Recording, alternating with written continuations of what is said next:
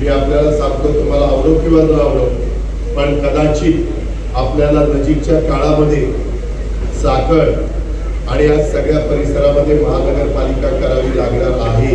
आणि महानगरपालिका केल्याशिवाय आपल्याला अधिकचा निधी आणि बाकीच्या ज्या काही रुंद रस्ते, अंडरग्राउंड ड्रेनेज, स्ट्रॉंग वॉटर जाण्याच्या करताची व्यवस्था, अशा अनेक बाबी असतात.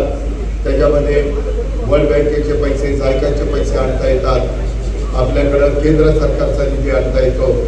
या प्रकारे आपल्याला ते करावं लागेल. कदाचित काहींना ते आवडेल, काहींना आवडणार नाही, परंतु मित्रांनो, काळानुरूप निर्णय घ्यावे लागतात. मी देखील राजकीय जीवनात गेले अनेक वर्ष काम करताना ठाणे जिल्ह्यामध्ये ठाणे महानगरपालिका एकटी होती, नंतर नवी मुंबई महानगरपालिका झाली, त्या जिल्ह्यात मीराभाईंदर महानगरपालिका झाली, त्या जिल्ह्यामध्ये उल्हासनगर महानगरपालिका झाली.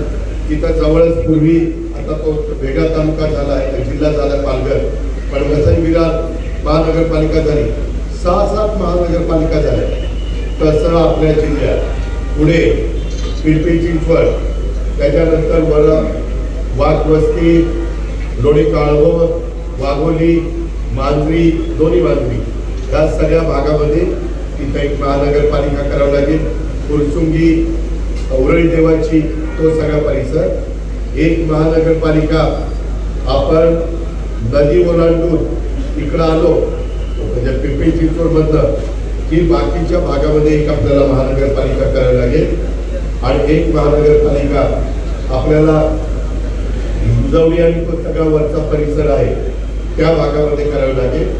साधारण महानगरपालिका करण्याच्या करता 5 लाख लोकसंख्या असली की महानगरपालिका करता येते. तुम्हालाही सगळ्यांना माहिती या सगळ्या भागातली लोकसंख्या किती झाली. मी आता इथला साखरचा डिपी प्लॅन पण असीम कुमार गुप्ताकडे आलेला आहे, त्याला म्हटलं की तुम्ही मंजुरी द्या, मी एकनाथराव शिंदे साहेबांची मदत घेतो.